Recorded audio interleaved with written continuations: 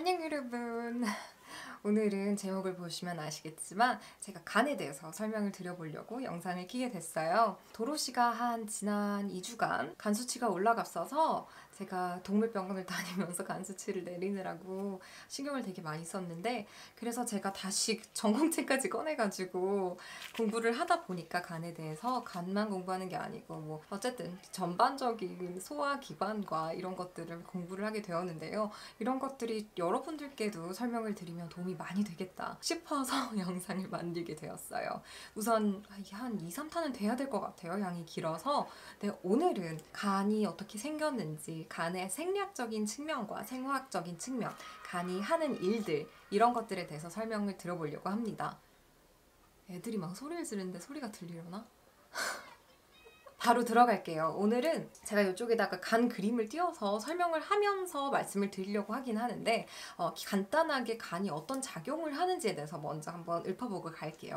간은 우리 몸에서 이루어지는 소리가 들리는데 많은 신진대사에 관여를 해요. 가장 첫 번째는 탄수화물 신진대사, carbohydrate metabolism에 관여를 하게 되는데, 우리가 기본적으로 먹는 식단에서 글루코스가 당이 낮게 되면은 우리가 이전에 간에서 저장을 해놨던 글라이코진이라는 성분을 분해를 해서 글루코스를 만들어내서 써요. 아니면은 우리가 다른 탄수화물이나 아미노산들을 통해서 글루코스를 만들어서 쓰기도 합니다. 우리가 아니면 너무 글루코스를 많이 섭취를 했어요. 그래서 혈당이 너무 높다 싶으면은 이 글루코스를 간에서 얘를 글라이코진으로 다시 저장을 해서 간에서 저장을 하던가 다른 티슈에, 다른 조직들에 저장을 해놓는 역할을 합니다. 나중에 필요할 때 꺼내 쓰는 거죠.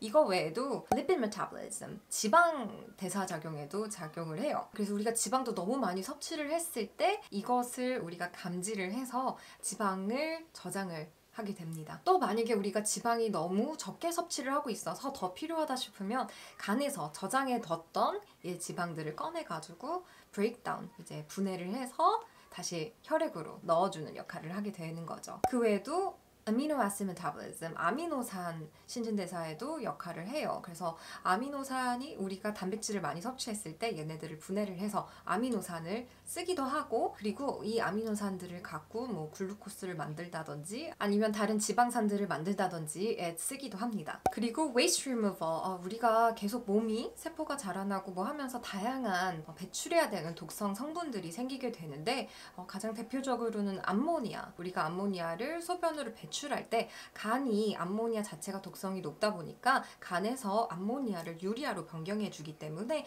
얘가 유리아라는 성분으로서 콩팥으로 가서 소변으로 안전하게 배출이 될 수 있게끔 도와주는 그런 역할도 하고 있습니다. 그 외에도 storage of vitamins, 비타민, 특히나 지용성 비타민들인 비타민 A, 비타민 D, 비타민 E, 비타민 K, 비타민 B12, 얘네들을 간에서 저장을 해놓고 우리가 비타민이 부족할 때 저장해놨던 비타민을 꺼내가지고 끌어쓰는 그런 역할을 또 하고요. 그것 외에도 비슷하게 미네랄 또한 저장을 해요. 가장 크게는 철분, 아이런을 저장을 하고, 얘가 페리틴이라는 간에서 만들어낸 성분이 있는데 얘랑 결합이 돼서 컴플렉스를 만들어요. 얘네가 이런 상태로 간에서 저장이 되기도 하고, 철분은 비장에서도 저장을 하고 있기도 해요. 철분 외에도 구리도 간에서 저장을 하고 있습니다. 그 다음에 마지막으로는 drug inactivation, 우리가 약 같은 거를 섭취를 했을 때 그 약의 효능을 발휘를 하고 나서 남는 독성 물질들이나 이런 부분들을 다 간에서 걸러서 배출을 또 몸 밖으로 해야 되거든요. 이 역할을 간에서 하고 있습니다. 이런 신진대사 작용 말고도 간이 하는 대표적인 것이 또 하나 있는데요. 간은 혈액학적인 작용들도 또 하고 있어요. 첫 번째로는 phagocytosis and antigen presentation, 식균 작용이라고 하네요. 식균 작용이라고 해서 우리가 몸에 나쁜 균들이나 이런 거 들어왔을 때 phagocytosis가 그 균을 잡아서 먹어버리는 그런 역할을 하는 거예요. 가장 쉽게 얘기하자면 간에서는 커플셀이라는 것들이 있는데, 얘네가 균만 잡아먹는 게 아니고 또 적혈구 중에서 오래되거나 아니면 이제 데미지가 된 적혈구들도 있어요. 얘네들이 다시 잡아먹어서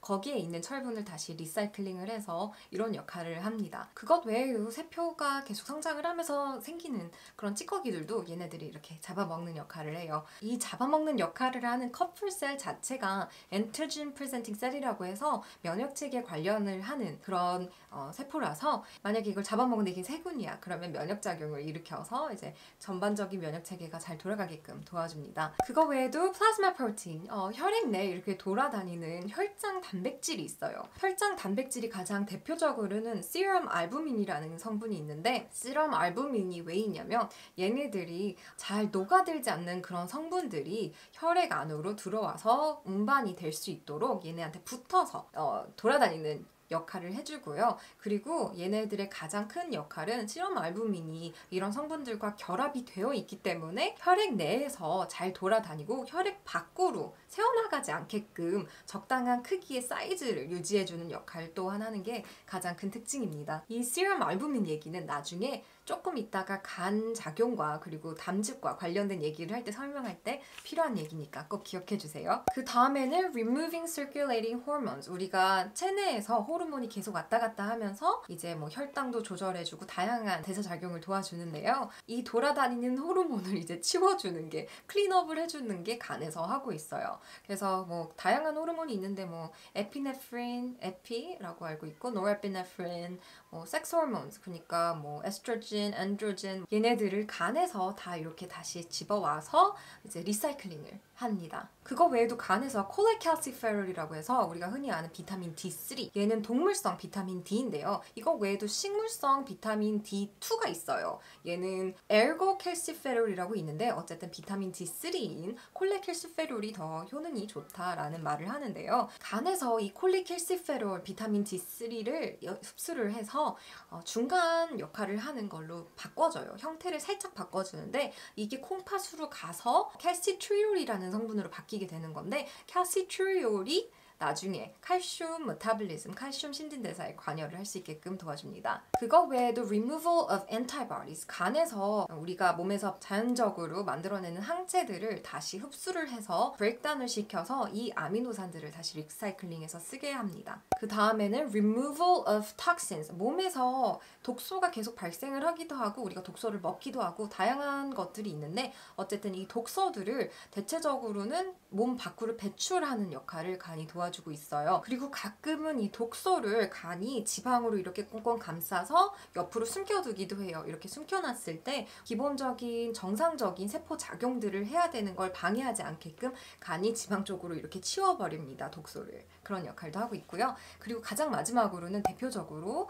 담즙이 있어요. 담즙이라고 해서 바일이 있는데 이 담즙은 우리가 음식을 먹었을 때 지방산을 분해해주고 소화를 도와주는 역할을 하는 거예요. 근데 이거를 간에서 만들어서 담낭에 저장을 합니다. 그래서 이 담낭에서 저장되고 있다가 일정 시간이 지나서 우리가 먹을 게 쪽쪽쪽쪽 타고 내려가서 가장 윗부분 입구에 도달을 했을 때 이 담낭에서 이 저장돼 있던 담즙이 쭉 내려와서 소화를 돕게 됩니다. 이 담즙이 어떤 걸로 구성이 되어 있냐면요. 가장 크게는 물이에요. 물이 굉장히 많아요. 담즙에는. 그게 가장 큰 구성을 맡고 있고 그 다음에는 되게 적은 소량의 이온들이 들어가 있고요. 그 다음에는 콜레스테롤이 들어가 있고 그 외에도 바일설트라고 해가지고 다양한 지방산들이 이렇게 뭉쳐져 있는 그런 성분이 또 들어가 있고 마지막으로 빌리루빈이라고 해서 이 노랑 색깔, 소변의 노란색이나 변의 그 젓갈색을 띠는 그 색깔 있잖아요. 그 피그먼트를 갖고 있는 게 빌리루빈인데 그 빌리루빈이라는 성분이 바일에 들어가 있습니다. 이렇게 5가지로 이루어져 있는 게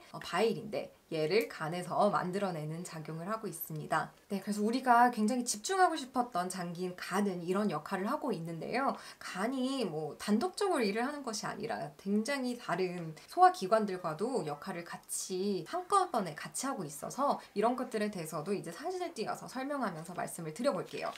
우선 제가 열심히 설명을 들었던 간은 좀 이렇게 생겼어요. 간이 기본적으로 이거는 제가 사람 간 사진을 갖고 온 거긴 한데 굉장히 비슷해요. 그래서 특별히 엄청나게 뭐 다른 건 없어서 제가 여기다가 영상으로 제가 가리키면서 띄워야 될 것 같아요. 우선 보시면은 여기 사진에서 이쪽이 담즙이 저장되는 담낭이고요. 여기가 간이에요. 그래서 간에서 이렇게 쭉쭉쭉쭉 나와서 여기 담즙이 여기 담낭 안에 저장이 되는 거예요. 그리고 우리가 먹을 거를 먹어서 여기서 쭉쭉쭉쭉 에소파거스를 타고 내려가서 뇌아드넴 쪽에 도착을 했을 때 여기로 우리가 얼마만큼의 지방을 방금 먹었는지, 이 내가 먹은 음식에 지방산이 어느 정도 있는지를 얘네가 짐작을 해서 그만큼 양에 비례하는 담즙을 이제 담낭에서 쭉쭉쭉쭉 이 간을 통해서 듀아드넘 위에 가장 윗부분에 이제 뿌려주는 역할을 하는 건데요. 근데 여기서 중요한 포인트는요. 우리가 간에서 담즙을 만들어내는 건 계속 시간마다 일정 기간마다 계속 만들어내요. 되게 자주 만들어내는데 이게 쭉쭉쭉쭉 가서 담즙이 당낭에서 저장이 되잖아요. 근데 이게 담낭에서 머무르는 시간이 길면 길수록 우리가 아까 그랬잖아요. 담즙은 되게 물이 많은 구성을 이루고 있다고. 이 물이 점점 빠져요. 시간이 갈수록. 저장 기간이 오래되면 오래될수록 이 담즙이 좀 더 이렇게 끈적끈적하고 물이 없는 상태로 저장이 되게 되거든요. 근데 이런 게 계속 지속될 경우에는 담즙이 너무 물이 적기 때문에 크리스탈이 될 수도 있어요. 우리가 방광 결석이 생기듯이 이런 결석처럼 이런 게 만들어지는데 이거를 걸스톤이라고 하거든요. 이것도 이렇게 크리스탈처럼 중간에 우리가 간에서 쭉쭉쭉 담즙으로 가는 이 관에도 이 걸스톤이 생겼을 경우에 막을 수가 있고요. 아니면은 또 걸스톤이 막을 수 있는 곳이 이 담낭에서 위로 이어지고 있는 이 관인 common bile duct, 여기에도 걸스톤이 끼일 수가 있어요. 이런 경우에 이제 담즙이 제대로 배출이 안 될 수가 있어서 이런 경우에도 간 수치가 올라가고 또 GGT가 올라가요. 그래서 이 혈검할 때 얘네들을 잘 봐야 되는데, 이제 그러면 더 자세히 얘네들의 성분에 대해서 설명을 하기 전에 간 수치에 해당하는 것들이 무엇들이 있고 얘네들이 어떤 걸 정확하게 의미하는지 각자 조금씩 미세하게 달라요. 그래서 한번 설명을 드려볼게요. 우선 도로시 혈검을 한번 올려서 설명을 해볼게요. 도로시가 요번에 간 수치가 높게 나온 거는, 이렇게 높게 나온 거는 처음이었는데 뿅? 이렇게 나왔어요. 근데 설명을 한번 해보자면은 여기 AST, 제가 이때 첫 번째 했을 때는 AST를 검사를 하지 않았어요. 근데 아마도 AST도 올라갔을 것으로 수의사분도 예상을 하셨는데, 왜 그러냐면 AST는 정확하게는 간에서 올 수 있는 성분이기도 하지만 간에만 머물러 있는 성분은 아니고 이게 적혈구에도 있고 심장에도 있고 우리 근육에도 있고 췌장에도 있고 그리고 바일, 아까 말했던 바일에도 있는 성분이에요. 그래서 AST 수치가 너무 올라갔다 싶을 때는 기본적으로 다양한 곳에서 일어나는 성분들이기 때문에 정확하게 간에 문제가 있는지 알아볼 필요가 있어서 ALT처럼 이 밑에 있는 다른 간 수치들도 확인을 하는 것이 필수적이에요. ALT를 볼게요. ALT가 가장 기본적인 대표적인 간 수치라고 말을 하는데, 사실 ALT가 간에만 딱 해당하는 성분은 아니에요. ALT는 콩팥과 그리고 장에서도 발견되는 성분이기 때문에 꼭 간에만 문제가 있다고 생각하기에는 다른 문제일 수도 있기는 해요. 그래서 다른 것들도 같이 체크를 하는 거기는 한데, 기본적으로 ALT라는 게 올라갔을 경우에는 간세포가 죽었다는 거거든요. 간세포가 죽는 게 혈액에서 이렇게 발견되는 게 정상은 아니기 때문에 간세포에 문제가 있어서, 간 자체 문제가 있어서 세포가 죽어서 혈액으로 이렇게 나왔다고 생각을 하시면 돼요. 그래서 절대 당연히 좋은 건 아니에요. 근데 제가 말씀드리고 싶은 거는, 정상적인 강아지가 간 수치가 갑자기 조금 뛰기도 하고 시간이 지나면 자연적으로 내려가기도 해요. 이게 근데 한 150 이 정도까지는 올라가도 수의사분들이 그렇게 놀라시 않으셔요. 왜냐면 올라갔다가 건강한 아이들은 대체적으로 저절로 내려가는 경우가 많거든요. 그래서 ALT가 뜨면서 다른 간 수치가 한꺼번에 짜르르르 같이 뜨지 않고 ALT 하나만 잠깐 올라갔다, 그렇다면은 좀 내버려 두시는 경우가 많은데, 자연적으로 내려갈 확률이 분명히 없지 않다고 하더라고요. 근데 만약에 다른 것들도 좌르르 떴다면 이제 아마도 약을 주실 거예요. 이거 외에도 도로시가 떴던 게 ALP, 여기서는 ALKP라고 써 있는데 이게 alkaline phosphatase라는 성분이에요. 그래서 KP라고도 적히기는 하는데, 얘네는 뼈에서도 발견되고 콩팥에서도 발견이 되고 그리고 장에서도 발견이 되고 간에서만 발견이 되는 건 또 아니에요. ALP는 특히나 뼈와 간에서 제일 높이 수치가 잡히는 거기 때문에, 만약에 어린 강아지한테서 ALP가 높게 나왔다 하면은 그냥 빨리 뼈가 성장하고 있는 상태여서 높게 나오는 거라서 그렇게 비정상이라고 보진 않는 경우가 많아요.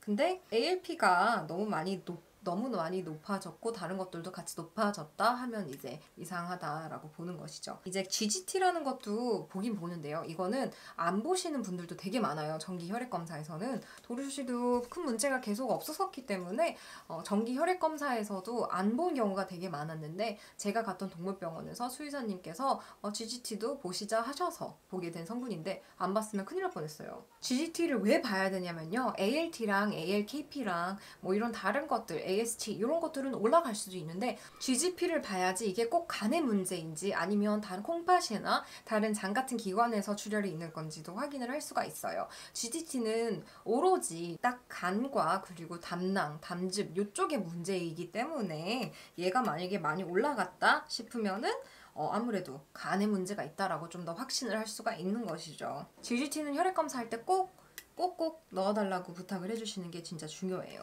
도로시 같은 경우에는 아닌데, 만약에 여기 ALP가 올라갔는데, 여기선 ALKP라고 써있죠? ALKP가 올라갔는데 GGT는 완전히 정상 범위다 라고 하면은 이게 꼭 간에만 이제 한정이 되어 있는 성분이 아니기 때문에 간의 문제가 아니라 GGT가 꼭 올라가야 되거든요. 간의 문제면. 근데 GGT는 멀쩡하다 그러면은 ALP만 올라갔을 경우에는 이게 골격 쪽에 문제이다 라고 보는 것이 중요합니다. 그래서 도로시 같은 경우에는 GGT 검사도 하고 하는 김에 빌리루빈도 같이 했어요. 왜냐면 GGT가 올라갔을 땐 당연히 빌리루빈도 높게 나오겠죠. 왜냐하면 간과 그리고 담즙이 제대로 배출이 안 되면 빌리루빈, 담즙 안에 있는 그 피그먼트, 색깔을 만드는 성분이 배출이 안 돼요. 그래서 우리가 흔히 말하는 황달, 눈이 이렇게 노래지는 그런 게 발견이 되기도 하는데요. 도로시 같은 경우에도 보면은 빌리루빈이 높게 나왔어요. 이게 결코 좋은 게 아니라고, 도로시 같은 경우에는 눈이 그때 당시에 빌리루빈이 높게 나왔음에도 불구하고 멀쩡한 상태였어요. 근데 수의사분께서 말씀해 주시기를 이미 황달이 온 상태로 병원에 들어올 때는, 진짜 그 정도일 때는 이미 뭐 황달만 있는 게 아니라 구토라든지 설사라든지 기운이 없고 이상하다는 것이 그냥 육안으로도 보인다고 하더라고요. 근데 그렇게 황달까지 이미 온 상태에서 병원에 왔을 때는 많이 늦은 경우가 많대요. 그래서 쇼크가 와가지고 얼마 못 있다가 가는 경우도 있고 그렇다고 하더라고요. 그래서 기본적으로 정기적인 혈검이 되게 중요한 것 같고, 빌리루빈과 GGT도 꼭 넣어달라고 부탁을 하시는 게 좋을 것 같아요. 도로시도 1년마다 건강검진 계속 받고 있지만 문제가 된 거는 요번이 처음이어가지고 이런 것들이 처음으로 나왔어요. 꼭 넣어주시기를 부탁드릴게요. 그리고 도로시의 문제가 가장 크게 뭐였냐면요, 이 빌리루빈이 높게 나왔고 GGT도 높게 나왔다는 거, 그리고 ALT가 높게 나왔기 때문에 딱 볼 수 있는 것은 얘가 간이나 담관이나 이쪽에 문제가 있구나 라는 것을 딱 봐도 아실 수가 있어요. 근데 이 빌리루빈이 높게 나왔을 때는 도대체 어떤 문제일까라는 것에 대해서 한번 파헤쳐 볼게요.